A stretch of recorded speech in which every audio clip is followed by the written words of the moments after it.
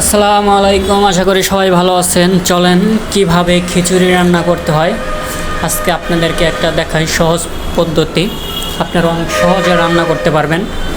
সবজি দিয়ে মুরগি দিয়ে খিচুড়ি রান্না। আমি এখানে পরিমাণ মতো সবজি নিয়ে নিয়েছি, 1.5 কেজির মতো চাউল নিয়ে নিয়েছি, পরিমাণ মতো তেল দিয়ে দেবো। তেল দেওয়ার পর দারচিনি আর গরম মশলা এক অংশ সব কিছু মিক্স করে দিয়ে দেবো। গরম করার পরে কুচি কুচি পেঁয়াজ কেটে দিয়ে দেবো। দিয়ে দেওয়ার পর অবশ্যই একটু নাড়াচাড়া করে বাদামি কালার আসলে ব্লেন্ডার করে আদা রসুন এগুলা বেটে মিক্স করে দিয়ে দেবো এটার মধ্যে। দেওয়ার পর কতক্ষণ নাড়াচাড়া করে এটা যখন একটু হালকা আসবে হালকা বাদামি কালার আসার পর সকল ধরনের মশলা দিয়ে দেবো। যেমন লবণ দেব পরিমাণ মতো, মরিচের গুঁড়া দেব পরিমাণ মতো, হলুদের গুঁড়া দেব পরিমাণ মতো, সব কিছু পরিমাণ মতো দিতে হবে।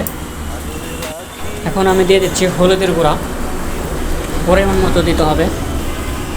আমি দিয়ে দিচ্ছি এখন জিরার গুঁড়া পরিমাণ মতো। দেওয়ার পরে ভালো করে নাড়াচাড়া করে এটার মধ্যে মাংসগুলো দিয়ে দিতে হবে।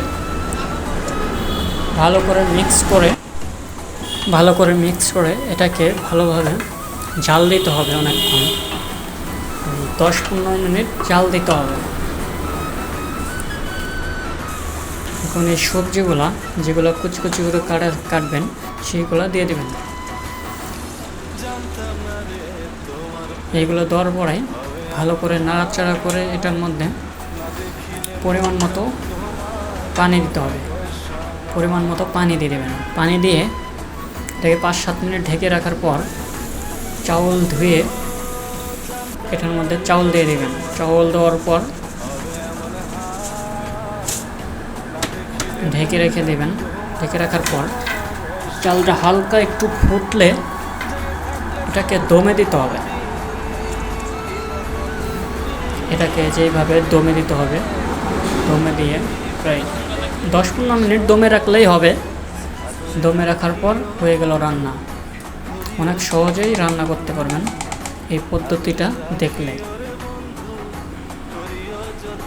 তো বাই বাই, ভালো থাকবেন সবাই।